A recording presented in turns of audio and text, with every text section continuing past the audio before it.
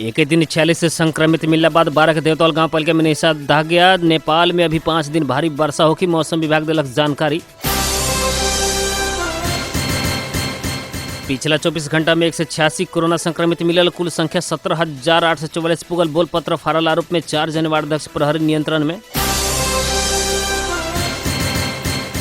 सरलाही में मोटरसाइकिल दुर्घटना में पर के 1 जने के मृत्यु, 3 जने घायल आ नाइजीरियाली सैनिक ऊपर डाकू के आक्रमण, 33 सैनिक मारल गए।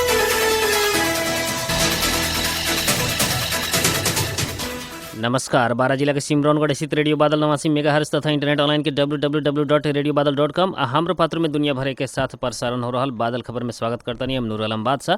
अब खबर विस्तार में। एक दिन 46 संक्रमित मिलला बाद 12 के देवतौल गांव पालिका में जिला प्रशासन कार्यालय 12 से निषेधाज्ञा जारी कल गई बाटे। स्थानीय प्रशासन एन 2028 के दफा 6 के 3 आ संक्रामक रोग नियंत्रण एन 2020 के दफा 2 बमोजिम उक्त गांव पालिका भर निषेधाज्ञा जारी कल गई। 12 के प्रमुख जिलाधिकारी रुद्र प्रसाद पंडित जानकारी दिले बनी। निषेधाज्ञा बाद उक्त गांव पालिका आ माताहत के वार्ड कार्यालय सबसे प्रदान होता आयल संपूर्ण सेवा दूसर का सूचना जारी न होला तक के खातिर बंद कल गई बाटे। ऐसे ही उ गाँव पालिका संगे जुड़ल अन्य नगर पालिका आ गाँव पालिका से आवत जावत करेला भी प्रशासन से रोक लगावल गई बाटे। ऐसे ही दूसर का सूचना न अला तक के खातिर कोनो भी धार्मिक सांस्कृतिक आ सामाजिक गतिविधि न करेला प्रशासन जानकारी करैले बा।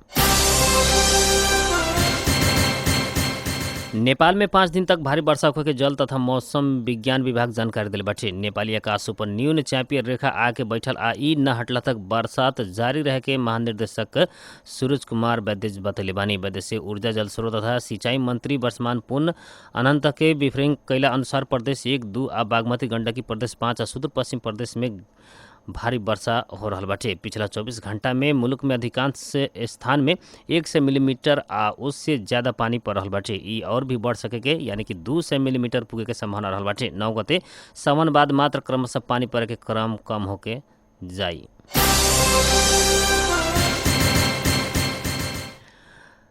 लगातार हो रहा बरसात से बाढ़, भूस्खलन आ डुबान के उच्च जोखिम में रहल जल तथा मौसम विज्ञान विभाग जनले बाटे। विभाग के अनुसार देश के बहुत ऐसा जगह में भारी वर्षा भइल आ थप वर्षा हो सके के संभावना रहल बाटे। प्रदेश 2 के विभिन्न जिला होके बहेवाला त्रियुगा, खाड़ो, बलान, कुट्टी, माउली, रातो, बिगही, जिहिम खोला, हरदी खोला, मरहा खोला, लखनदेही लगायत के छोट आ बड़का नदी में आकस्मिक बाढ़ होके के संभावना रहला से आज दोपहरिया तक नदी तटीय क्षेत्र आ डुबान होके के क्षेत्र में न जायला मौसम विभाग जानकारी करैले रहे। ऐसे ही नारायणी नदी, कनकाई, कोसी, कमला, बागमती, तिनाऊ, बबई, पश्चिम राप्ती के कुछ सहायक नदी सब में भी बहाव सतर्कता तह तक पुगे के संभावना रहला से तटीय क्षेत्र में उच्च सतर्कता अपनावेला अपील कैले बा।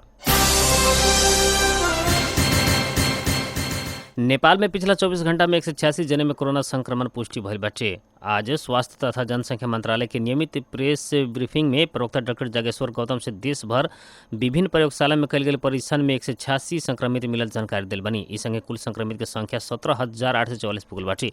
देश भर सक्रिय संक्रमित के 5,936 रहल बाटे। ऐसे ही पिछला 24 घंटा में 173 जने इलाज बाद घर लौट चुकल बानी। अभी तक देश भर से 11,868 जने डिस्चार्ज भइल बानी। ई कुल संक्रमित संख्या के 66.51% बाटे। देश भर अभी तक कोरोना वायरस के संक्रमण से 40 जने के मृत्यु हो चुकल बाटे। इस संगे 500 से ज़्यादा लोग सक्रिय संक्रमित रहला से 3 जिला में रौतहट, कैलालिया, बाजुरा रहल बाटे। ऐसे ही शून्य संक्रमित रहल 8 जिला में भोजपुर, पाँचतर, रसुआ, धनकुटा, मनांग, मुस्तांग, हुमला आ जुमला रहल बाटे।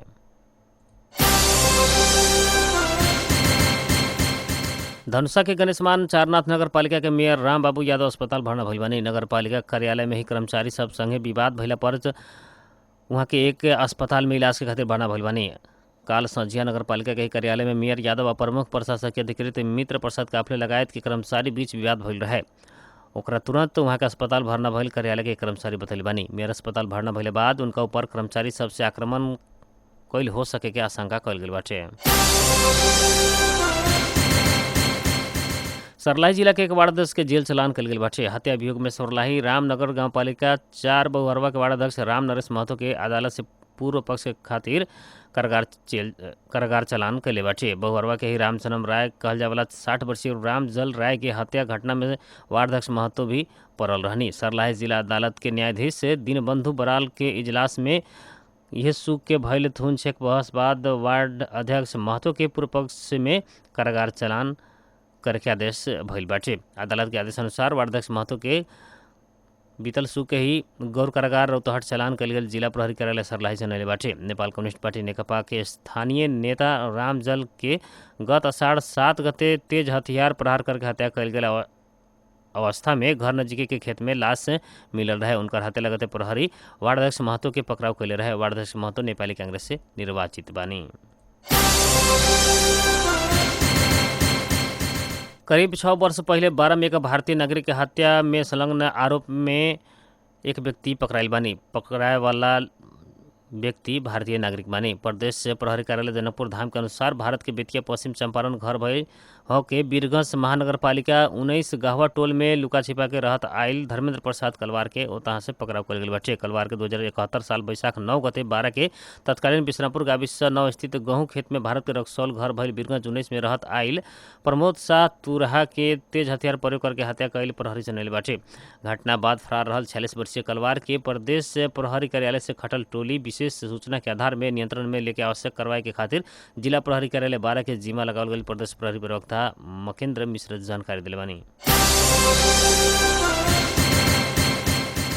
कोल्बी नगर पालिका से कार्यपालिका आ नगर सभा के निर्णय बिना ही काल रास्ता मरम्मत संभार शुल्क के बोलपत्र खोले लागल कहत असंतुष्ट बनल वार्ड अध्यक्ष लोग ओकरा के रोके के खोजला पर विवाद भइल बाटे। वार्ड अध्यक्ष लोग विवाद से खोले लागल गई बोलपत्र फाटला बाद 4 जने वार्ड अध्यक्ष के इलाका प्रहरी कार्यालय कोल्बी नियंत्रण में ले बाटे। नंबर 1 के वार्ड अध्यक्ष तथा नेपाली कांग्रेस कोल्बी नगर सभापति वीरेंद्र प्रसाद चौधरी, वार्ड नंबर 3 के वार्ड अध्यक्ष किशुन दयाल चौधरी, 5 के बासु चौधरी और 9 के योगेंद्र चौधरी करके 4 जने के नियंत्रण में लीला बाद प्रहरी सत्य तथ्य न बूझ के नगर प्रमुख के इशारा में ज्यादती कैल कहत विरोध शुरू भइल बाटे। 12 के प्रहरी उपरीक्षक कृष्ण पंगेनी से कोल्बी नगर पालिका से खोले लागल बोलपत्र फाटल आरोप में 4 जने वार्ड अध्यक्ष के सूझबूझ के खातिर नियंत्रण में लिहल गई बतैले बानी।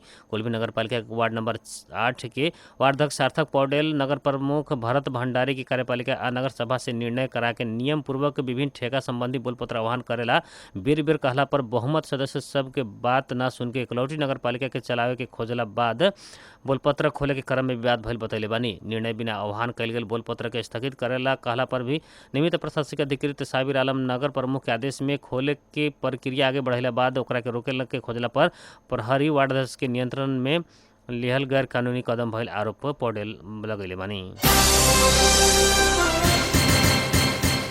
रौतहट के गुजरा नगर पालिका वार्ड नंबर 2 स्थित जंगल सैया साझेदारी वन व्यवस्थापन समूह के वन क्षेत्र से साइकिल सहित गोलियां बरामद भइल बाटे। काल संझिया करीब 6 बजे चोचा सब डिवीजन वन कार्यालय से खटल गश्ती समूह से साइकिल में काट के गोलियां लोड करके लियावर रहल अवस्था में मिलल बाटे। निजगढ़ पुल से उपरला वन क्षेत्र से तस्कर गोलियां लिया रहल अवस्था में गश्ती खटल टोली साइकिल सहित गोलियां बरामद कैले बाटे। तस्कर लेकिन फरार रहल।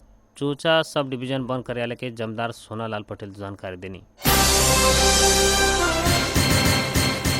सरलाही में मोटरसाइकिल दुर्घटना में पड़ के 1 जने की मृत्यु भइल बाटे तो 3 जने घायल भइल बानी। सरलाही के बराथवा नया रोड तरफ जा रहल BR 30 1748 नंबर के मोटरसाइकिल विपरीत दिशा से आ रहल बा 38 प 80 74 नंबर के मोटरसाइकिल बराथवा नगर पालिका 6 में ठक्कर खाइल प्रहरी जनैले बाटे। उक्त दुर्घटना में BR 30 R 1748 नंबर के मोटरसाइकिल ड्राइवर बराथवा नगर पालिका 5 रहेवाला 23 वर्षीय विवेक शाह के मृत्यु भइल बाटे। गंभीर घायल भइल उनकर इलाज के खातिर वीरगंज तरफ ले जाए के क्रम में रास्ता में मृत्यु भइल सरलाही के प्रहरी जानकारी दिले बाटे। वहाँ के उहे मोटरसाइकिल के पछाड़ी सवार उहे जगह के 21 वर्षीय आस मोहम्मद बा 38 प 80 74 नंबर के मोटरसाइकिल ड्राइवर बसवरिया गांव पालिका 3 भवानीपुर रहेवाला 31 वर्षीय नवल शाह आ पछाड़ी सवार उहे जगह के 48 वर्षीय राम सुधीर शाह घायल भइल बानी।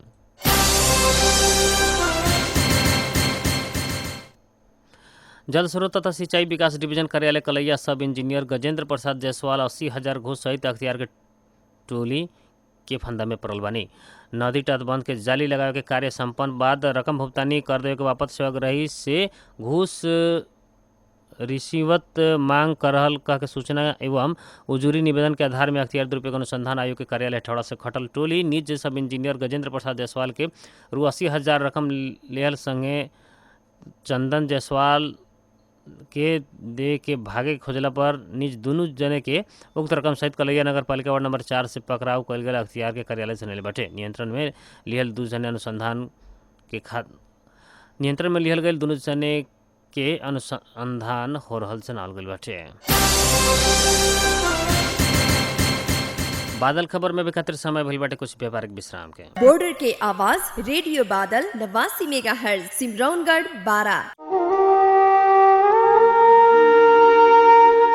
रेडियो बादल के जरूरी सूचना। लगातार हो रहल बारिश से बाढ़ के खतरा मंडरा रहल बा। ऐसे ऐसन स्थिति में हमनी के निम्न सावधानी अपनावल जरूरी बा। अगर बाढ़ आवे के संभावना होखे त घर के लाइन के मेन स्विच बंद कर दी। मोबाइल फोन के कम प्रयोग करी। इमरजेंसी में मोबाइल बहुते काम लागी।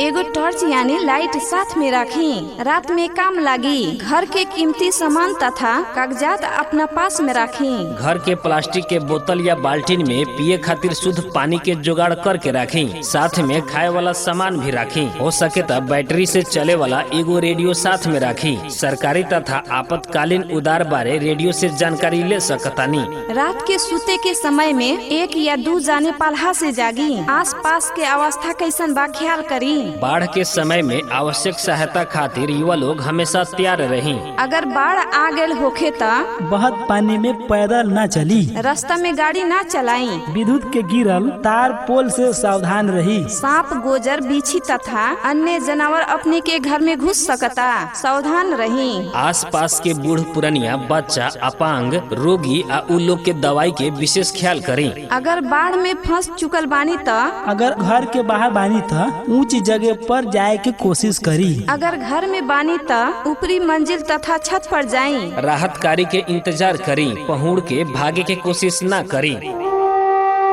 खुद सतर्क रही आ अपन आसपास के लोग के भी सतर्क रहेला सलाह दी। रेडियो बादल द्वारा जनहित में जारी।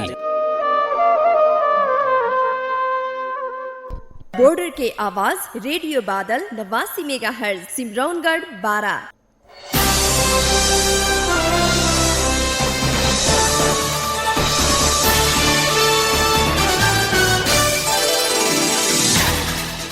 विश्राम के बाद बादल खबर में फिर से स्वागत बाटे। अब बाकी की खबर। बैंकिंग कसूर मुद्दा में पर के फरार रहत आयल सिद्धार्थ डेवलपमेंट बैंक के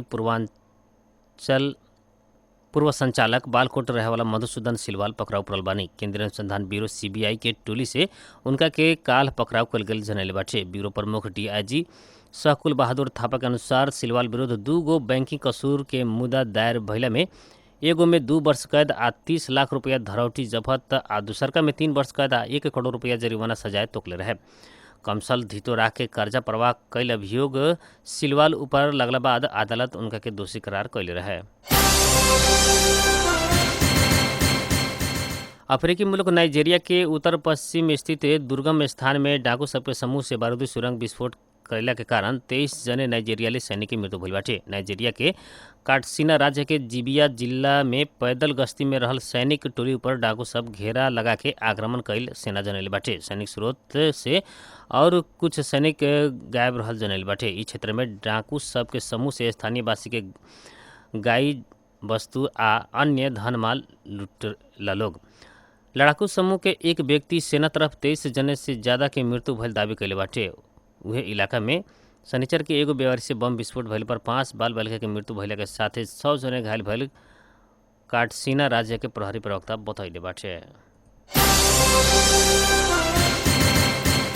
अब मौसम संबंधी जानकारी। रेडियो बादल 89 मेगाहर्ट्ज द्वारा मापन कल गेल अनुसार सिमरौनगढ़ लगात आसपास के क्षेत्र के अभी के न्यूनतम तापक्रम 28 डिग्री सेल्सियस रहल बा। ऐसे आज सुबह 27 दोपहर 28 डिग्री सेल्सियस रहल रहता। आज रात में 26 डिग्री सेल्सियस तापक्रम रहे के अनुमान कल गेल बाटे। ऐसे आज सुबह 5:22 में बेर उगल है तो सजिया 6:58 में बेर डूबल बा।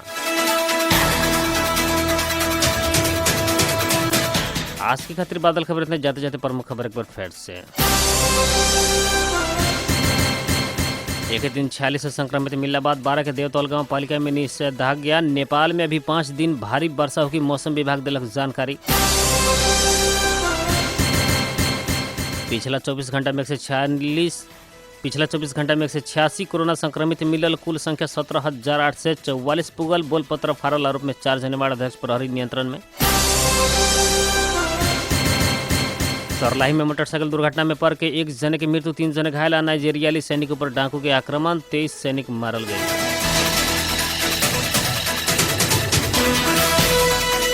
बारा जिला के सिमरौनगढ़ स्थित रेडियो बादल 89 मेगाहर्ट्ज तथा इंटरनेट ऑनलाइन के www.radiobadal.com हमरो पात्र में दुनिया भर के साथ प्रसारण हो रहा बादल खबर से प्राविधिक मित्र रुस्तम सहित हम नूर आलम बादशाह के विदा दी। नमस्कार।